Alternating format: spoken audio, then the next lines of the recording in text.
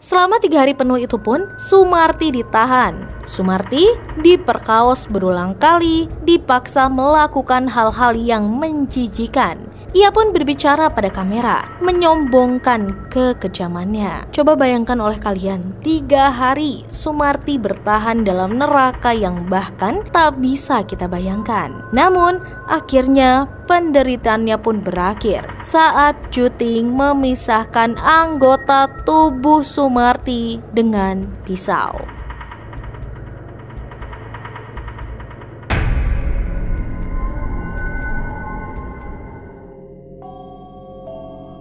Kasus kali ini berbeda dari kasus biasanya, karena kali ini kita akan membahas kasus yang terjadi di Hong Kong dan menimpa 2 warga negara Indonesia. Kota Hong Kong terkenal akan kota yang tidak pernah tidur. Gedung-gedung pencakar langit pun berkilau, lampu-lampu neon pun menerangi jalan. Di balik semua kemewahan itu, tersimpan cerita yang akan membuat darah kalian membeku dan bergidik merinding. Karena seorang pria muda, pintar, lulusan Cambridge, ia juga merupakan seorang bankir sukses di perusahaan internasional ternama. Dari luar, ia jelas terlihat sempurna. Namun, siapa sangka, di balik pintu apartemennya yang mewah, ada kegelapan yang lebih mengerikan daripada mimpi buruk. Inilah kisah nyata tentang Rurik George Caton Jati. Ia adalah seorang bankir yang berubah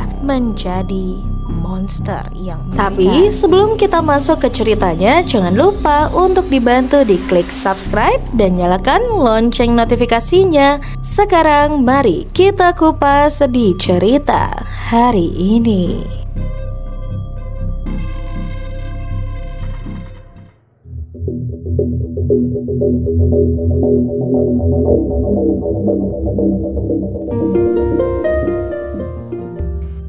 Rurik, ia lahir di Inggris pada tahun 1985. Ia cerdas, ambisius, menempuh pendidikan tinggi di Universitas Cambridge. Dengan kecerdasannya pun, Rurik masuk ke dunia keuangan, tempat uang berputar cepat, tempat orang-orang mengejar status dan kekuasaan. Rurik berhasil, gaji dia besar, apartemen dia mewah di Hong Kong, kehidupan yang dipandang orang sebagai kesuksesan. Namun, di balik setelan jas dan dasi, ada sisi gelap yang semakin lama semakin menguasai dirinya. Rurik kecanduan kokain. Rurik menenggelamkan diri dalam alkohol setiap malam. Tapi tidak di situ saja, lebih jauhnya lagi, ia terjebak dalam dunia pornografi ekstrim seperti video seksual, fantasi, sadistik yang semakin hari semakin ia butuhkan. Fantasi inilah perlahan berkembang menjadi sebuah obsesi. Dan obsesi itu sendiri akhirnya meledak menjadi aksi nyata yang mengerikan. Sangat disayangkan bukan? Sekarang kita akan masuk di korban pertama.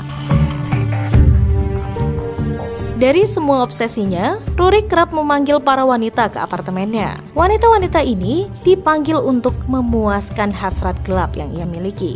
Tepat pada tanggal 25 Oktober 2014, Rurik menghubungi seorang wanita muda asal Indonesia, yaitu bernama Sumarti Ningsi. Sumarti yang berusia 23 tahun. Sumarti bukan orang asing di Hong Kong. Ia datang sebagai pekerja migran, tapi karena tekanan ekonomi, ia kadang bekerja sebagai pekerja seks demi menafkahi keluarga dan anak kecilnya di Cilacap, Jawa Tengah, Indonesia. Hari itu, ia menerima tawaran besar dari seorang bule kaya. Bayarannya jelas tinggi, hanya untuk menemani di apartemen mewah di distrik Wan Chai. Di situ, Sumarti jelas tidak tahu bahwa langkah kakinya itu menuju apartemen adalah langkah terakhir dalam hidupnya.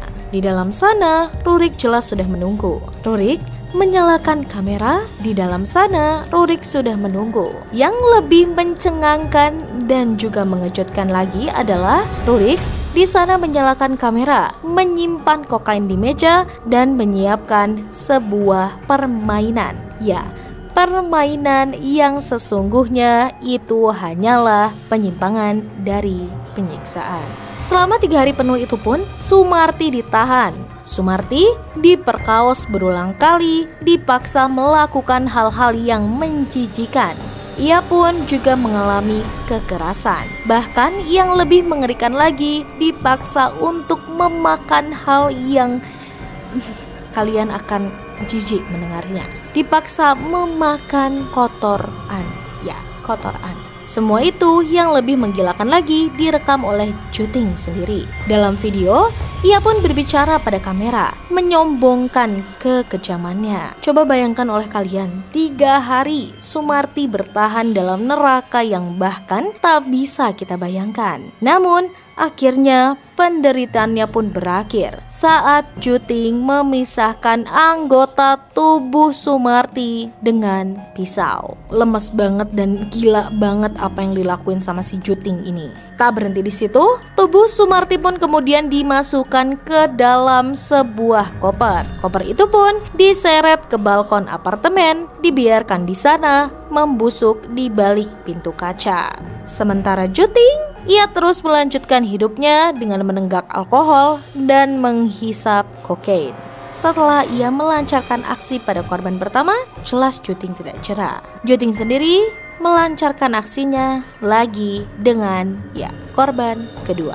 Juting di situ tidak ada penyesalan, tidak ada rasa takut, dan ia terus melakukannya. Hanya sebenarnya beberapa hari setelah kejadian Sumarti pada 31 Oktober 2014, malam Halloween tepatnya, Juting atau Rurik ini kembali merasa butuh. Dan di sana ia pun menghubungi seorang wanita lain.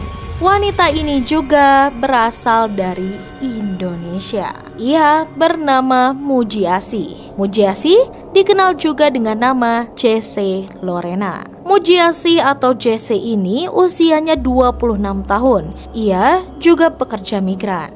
Mujiasi jelas senang datang ke apartemen dengan harapan mendapat uang. Tapi Mujiasi tidak tahu, begitu ia masuk, ia baru mulai curiga. Di dalam ruangan apartemen itu ada benda-benda aneh, termasuk alat penutup mulut buatan. Ketakutan itu pun mulai muncul di wajah Mujiasi. Namun, belum sempat Mujiasi melarikan diri, Rurik langsung menyergapnya. Rurik menyergap dengan brutal. Ia di sini langsung melakukan hal yang sangat-sangat gila dari sebelumnya, menyayat anggota kepala tubuh Mujiasi. Dan cairan merah pun jelas memancar di mana-mana. Tubuhnya pun dipisah-pisah dan dibagi-bagi. Mengerikan sekali bukan? Ya, sikap Rurik kepada Mujiasi berbeda dengan Sumarti. Ia senang tidak melalui penyiksaan panjang, melainkan ia langsung membun-bun dengan sangat cepat. Tapi tunggu dulu, kalian berpikir pasti akan ada korban ketiga. Tapi kembali lagi, seburuk-buruknya Rurik berhasil menyimpan bangkai, tetap akan tercium juga. Karena pasalnya, kasus dari yang terakhir Mujiasi ini berbeda. Beberapa jam setelah membunuh Mujiasi, Rurik, kalian tahu dia ngapain? Dia menelepon polisi. Ya, Rurik menelpon polisi. Rurik di situ mengakui apa saja yang telah ia perbuat. Mungkin karena rasa bersalah, mungkin juga karena pengaruh narkoboy, atau mungkin juga karena ia ingin menunjukkan kebengisannya. Benar-benar sangat aneh dan unik banget kasus ini. Dan di saat itu, setelah mendengar laporan dari Rurik sendiri, polisi pun langsung tiba di apartemen mewah tersebut. Dan mereka jelas sekali terkejut apa yang mereka lihat. Di ruang tamu, mereka menemukan tubuh dari Seneng Mujiasi yang tergeletak dengan luka sayatan di leher. Dan ketika mereka membuka balkon, bau busuk yang amat sangat parah pun menyengat. Di sana ada sebuah koper besar, dan di dalam koper itu tubuh Sumarti yang sudah membusuk selama beberapa hari. Pemandangan itu pun begitu amat mengerikan. Bahkan polisi sendiri juga yang sudah terbiasa dengan kasus kriminal bergidik ngeri dan ketakutan. Setelah proses investigasi dan pengakuan untuk bukti di persidangan nanti dari Rurik, akhirnya pengadilan pun dibuka. Rurik yang akhirnya ditangkap pada saat itu juga di apartemennya. Kasus ini benar-benar membuat Hong Kong Inggris, dan bahkan Indonesia sendiri terguncang. Sehari setelah penangkapan itu, sidang pun dimulai. Dalam persidangan, Juting mencoba membela diri. Ia mengaku menderita gangguan mental, narcissistic personality disorder, dan sexual sadism disorder. Rurik juga menyebut dirinya berada di bawah pengaruh kokain dan alkohol dalam jumlah besar, sehingga ia tidak bisa mengendalikan diri. Namun, bukti yang ada pun jelas begitu kuat. Buktinya, pengakuan dirinya sendiri, serta video yang dia rekam sendiri memperlihatkan bagaimana dia menyiksa Sumarti. Dan dalam video itu pun, ia bahkan berbicara pada kamera. Dengan penuh kebanggaan, ia menceritakan fantasinya tentang memperkaos, menyiksa, dan bahkan membun-bun wanita. Akhirnya, pengadilan untuk Rurik dengan ketegasan dari jaksa setelah mendengar semua bukti, Rurik Juting tahu apa yang ia lakukan. Ia pun juga sadar ia menikmati setiap detik kekejamannya itu. Dan tepat pada 8 November 2016, juri memutuskan secara bulat bahwa Rurik bersalah. Rurik dijatuhi hukuman penjara seumur hidup dan pada tahun 2018 banding terakhirnya pun ditolak. Kasus ini pun bukan sekedar cerita horor dari Hong Kong, karena pasalnya bagi banyak orang ini adalah tamparan keras bahwa di balik wajah sukses, jabatan tinggi, dan pendidikan yang mentereng pun bisa tersembunyi monster yang haus akan darah. Di Indonesia, keluarga korban pun jelas hancur. Anaknya pergi jauh ke negara orang untuk bekerja, namun pulang tinggal nama. Sumarti, ia meninggalkan seorang anak kecil yang harus tumbuh tanpa ibunya. Sedangkan Seneng Mujiasih yang berjuang mencari nafkah di negeri orang juga pulang hanya sebagai jenazah. Kasus ini juga membuka mata dunia tentang rapuhnya nasib pekerja imigran, khususnya di Indonesia. Wanita-wanita yang mencari penghidupan di luar negeri seringkali berakhir dalam situasi yang berbahaya tanpa perlindungan yang memadai. Jadi, Rurik George Katon Juting sendiri kini mendekam di balik jeruji besi, mungkin untuk selamanya. Namun, bekas luka yang ia tinggalkan tidak akan pernah hilang.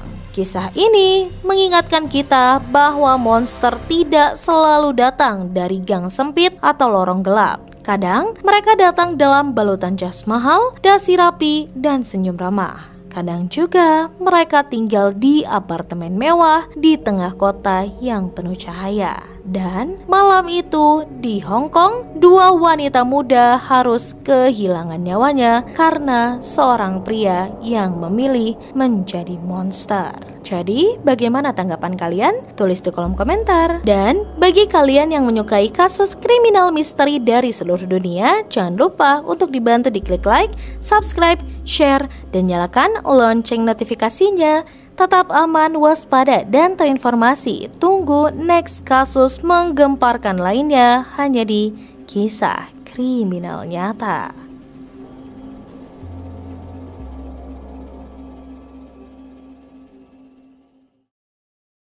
Terima kasih.